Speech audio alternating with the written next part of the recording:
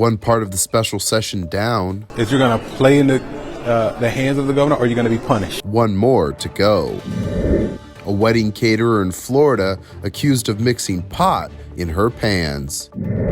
And attention to the environment. And these projects need millions of tons of sand. As the world celebrates Earth Day. These stories and more coming up on Newsbreak. Hello, South Florida. I'm Zitlali Solache. And I'm Julian Davis. Today is Friday, April 22nd, 2022. From the South Florida Media Network's Biscayne Bay Studios in North Miami, this is SFMN Newsbreak. Mousetrap. After a vote from the Florida legislature, Walt Disney World is just a signature away from losing its special governing power. First, Disney backs its employees in standing up against the state's parents' rights bill. Then Disney's special district was added to the special session. But as the network's Christopher Gomez reports, some Democrats worry that the Disney measure is meant to distract. It's not the happiest place on earth this week, as Florida Republicans vote to strip Disney of its special private government.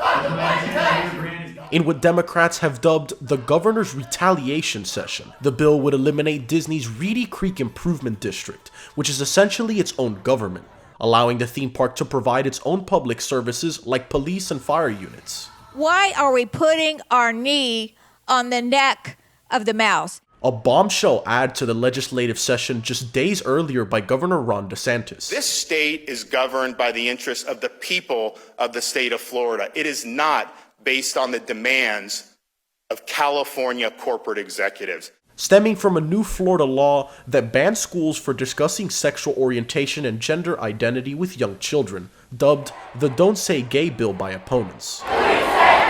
Disney called for it to be overturned and suspended political donations in Florida after DeSantis signed it into law last month. So Disney poked the bear, and they got us looking at special districts. It's play or punish.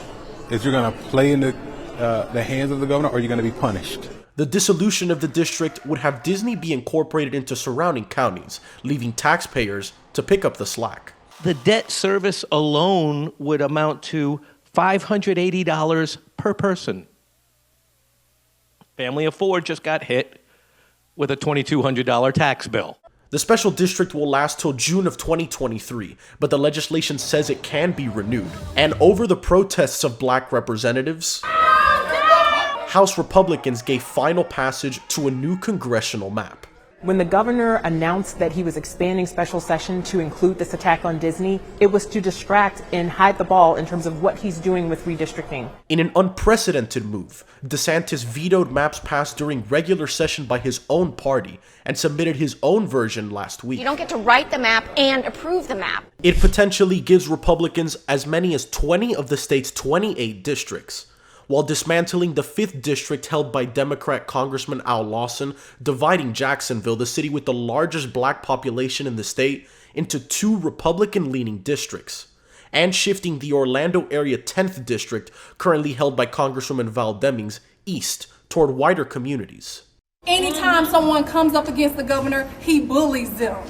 That sounds like a dictator to me. The map was approved without changes and now heads to DeSantis' desk. Christopher Gomez, South Florida Media Network. A Central Florida bride and her wedding caterer giving guests a reception they won't forget after allegedly spiking the food with marijuana. The bride, Danielle Svoboda, and the caterer, Jocelyn Bryant, are being charged with delivery of pot, culpable negligence, and violating Florida's Anti-Tampering Act. Some wedding guests were treated at the scene and said they felt high. Others tested positive for THC after being tested at hospitals and clinics in the Orlando area. The United States making one of the most high-profile drug busts in history after arresting the former president of Honduras. After arriving in the U.S., he has a court appearance in the Southern District of New York later today. Juan Orlando Hernandez is being accused of helping drug cartels bring cocaine into the United States. The Justice Department alleges that his offenses began in 2004 and that his partnership with cartels started in 2014, bringing in millions of dollars. Today is Earth Day, but events are extending through the weekend. The network's Collie Ray Skinner reports on an opportunity to help clean up the shores of Biscayne Bay. Biscayne Bay's Bonanza Cleanup is an annual cleanup that has helped remove over 1 million pounds of trash from the bay. Biscayne Bay is one of the most important ecosystems in South Florida. However, it has been polluted to dangerous levels.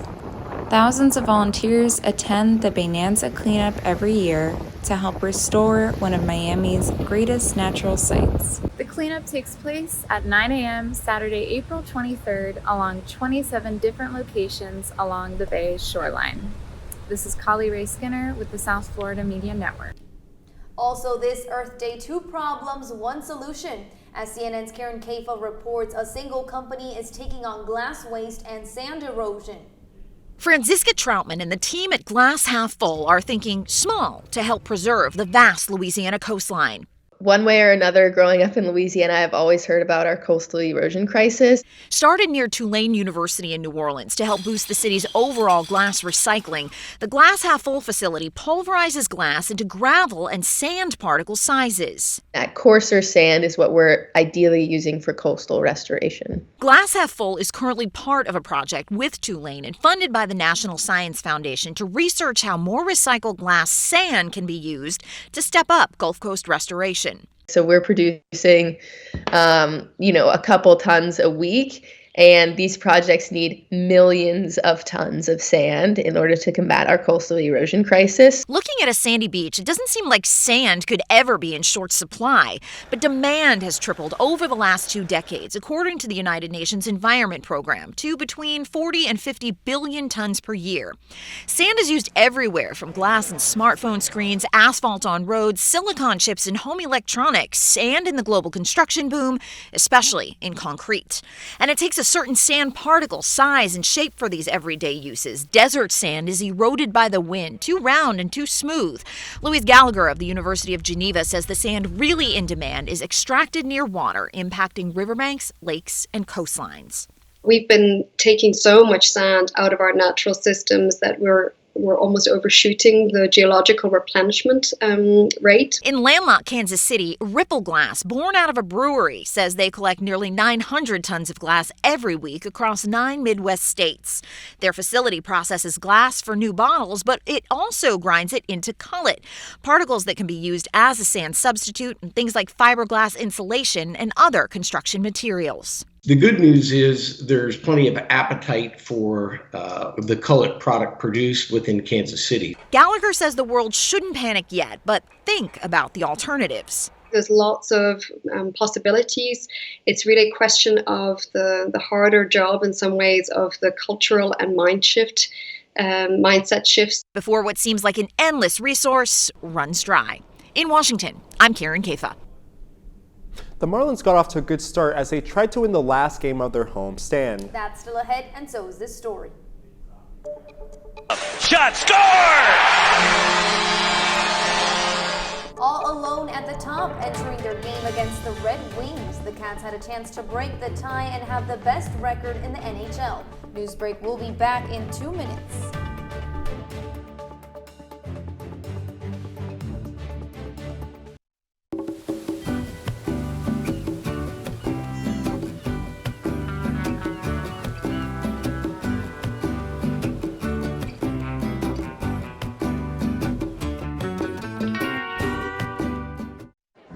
The black truck? Hey, Christina from accounting. Yeah, hi. Hey, I used to date a girl named Christina. Oh, really? Yeah, and then she dumped me for my best friend. You want to see some photos of them that I took? I don't. I thought we talked about this, buddy. Buzzed and overshared again? Yeah. Yeah. I'm gonna call a car. That's a smart idea. So yeah, I know, that's why I did it. Hey, you're gonna get back to the top of the mountain. Does that mean I'm gonna get back with Christina? No. Oh. No.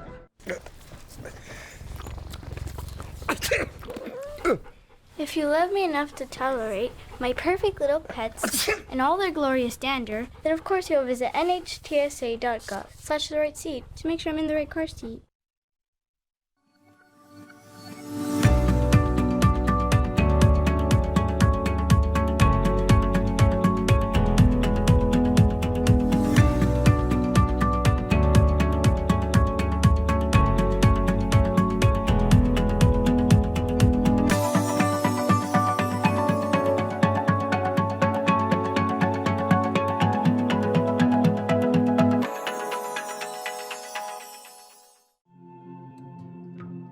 When I was growing up, my mom was extremely tidy.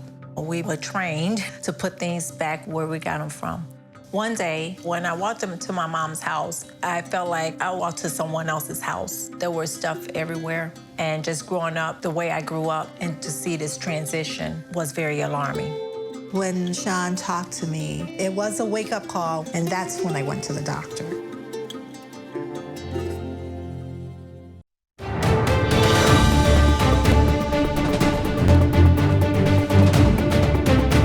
Stellar streak. The Panthers looking for a win to make it 12 in a row in the feat they've only accomplished one other time in franchise history. The Panthers not only looking for a 12 in a row, they were also looking to have the best record in the league. The Cats jumped out to a big lead early up, 3-1 at the end of the first period. They add another 2 goals to secure the win.